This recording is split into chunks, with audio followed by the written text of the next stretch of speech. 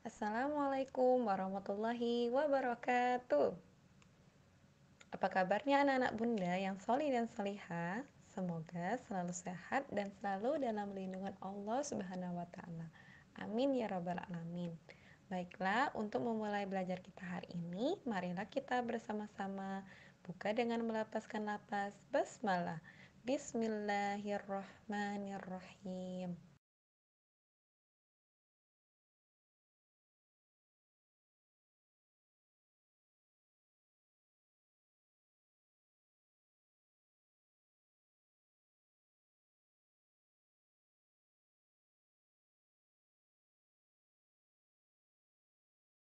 Baiklah, kita akan memasuki tema yang kedua pelajaran kita hari ini tentang selalu berhemat energi, subtema 3, energi alternatif, pembelajaran 3. Adapun tujuan pembelajaran kita hari ini, yang pertama, melakukan survei pelaksanaan hak dan kewajiban di masyarakat. Yang kedua, menyajikan teks petunjuk dalam bentuk poster.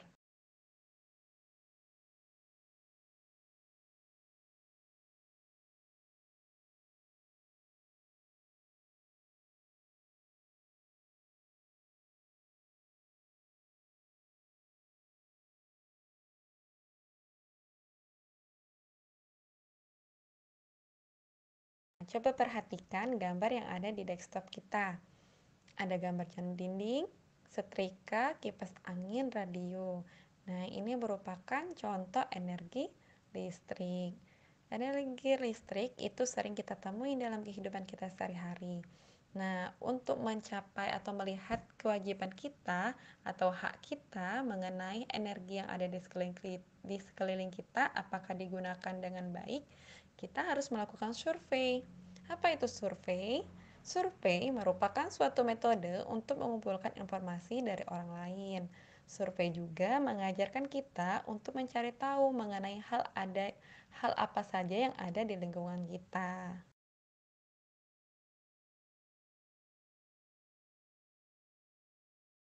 Nah, ada 7 tahapan dalam melakukan survei. Yang pertama, tentukan informasi yang ingin kita ketahui. Yang kedua, tentukan responden atau orang yang menjadi sumber informasi. Yang ketiga, susun pertanyaan yang akan ditanyakan kepada responden. Yang keempat, menentukan metode survei melalui telepon atau in-home. Yang kelima, pengumpulan data, mencatat jawaban responden dari pertanyaan-pertanyaan yang diajukan. Yang keenam, proses data yang diperoleh atau menuliskan hasil survei. Sedangkan yang ketujuh, membuat laporan yang berisi kesimpulan dari hasil survei yang telah dilakukan.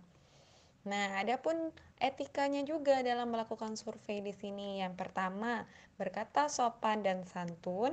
Yang kedua, tidak memaksa responden. Yang ketiga, ramah kepada responden. Di sini ada contoh surveinya. Melakukan survei pelaksanaan hak dan kewajiban di masyarakat. Nina dan teman-teman melakukan survei terhadap masyarakat di sekitarnya.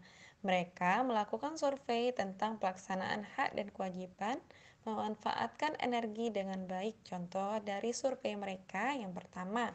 Ini ada 2 survei. Yang pertama, ketika memasak nasi menggunakan penanak nasi, ibu menggunakan air panas agar nasi cepat matang. Cara ini dapat menghemat energi listrik dan menghemat biaya listrik. Yang kedua, Nina dan teman-temannya juga melakukan survei kepada keluarga PRT.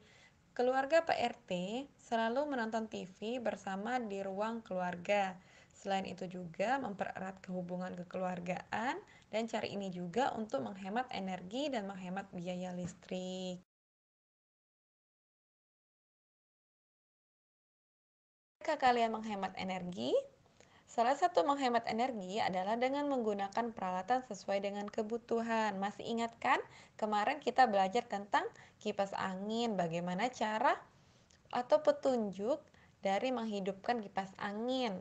Nah, semua barang yang ada di sekeliling kita itu mempunyai teks petunjuknya untuk menjelaskan keterangan tentang penggunaan suatu benda yang ada dengan tepat.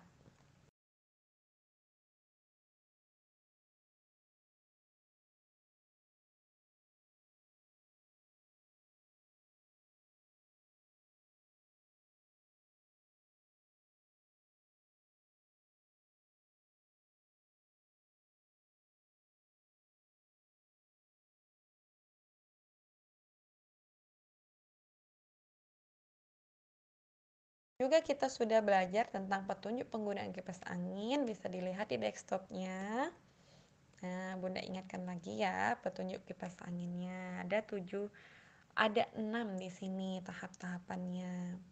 Anak-anak Bunda bisa dibaca di desktopnya.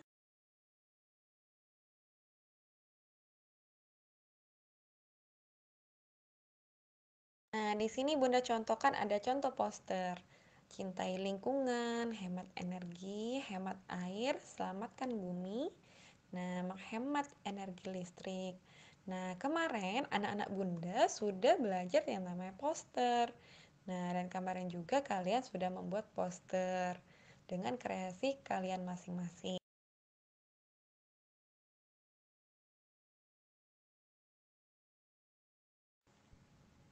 Oke, di sini kita ada soal dan pembahasan. Soal yang pertama, Dodi selalu minta antar ke sekolah oleh ayahnya dengan sepeda motor. Padahal letak sekolah Dodi cukup dekat. Ketika hendak membeli alat tulis juga, Dodi juga meminta kakaknya untuk mengantarkannya ke toko ujung gang depan dengan sepeda motor. Nah, di sini ada dua pertanyaan. Pertanyaan pertama, apa pendapatmu tentang sikap Dodi? Yang kedua, tuliskan saranmu kepada Dodi berkaitan dengan menghemat energi. Nah, kita jawab di sini. Jawaban pertama, Dodi harus lebih bersikap mandiri. Iya. Jawaban yang kedua, Dodi seharusnya melakukan aktivitasnya sendiri. Selain itu juga, dengan berjalan kaki, badan menjadi sehat dan menghemat BBM atau bahan bakar minyak. Nah, soal yang kedua, di sini ada buatlah teks petunjuk menghemat air sesuai dengan pada gambar berikut ini. Nah, ada gambar di sini. Nah, jawabannya adalah teks petunjuknya yang pertama, menghidupkan kerang air dengan aliran air kecil guna untuk membasahi jari tangan lalu dimatikan lagi. Yang kedua, mencuci tangan menggunakan sabun secukupnya dengan membersihkan seluruh bagian jari tangan dengan benar. Yang ketiga, bilas dengan air bersih dengan menggunakan kembali, menghidupkan kembali kerannya dengan aliran air kecil. Lalu matikan kembali keran air jika selesai digunakan.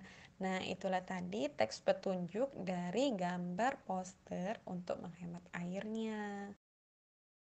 Nah, jadi kesimpulan kita belajar hari ini adalah energi alternatif adalah energi yang terbarukan. Walaupun demikian, kita menggunakan energi dengan bijak. Cara memanfaatkan energi listrik itu dengan cara berhemat.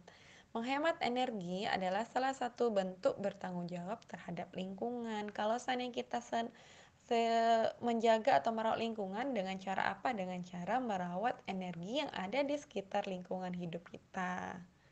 Ayo kita berhemat mengenai energi yang ada di sekeliling kita.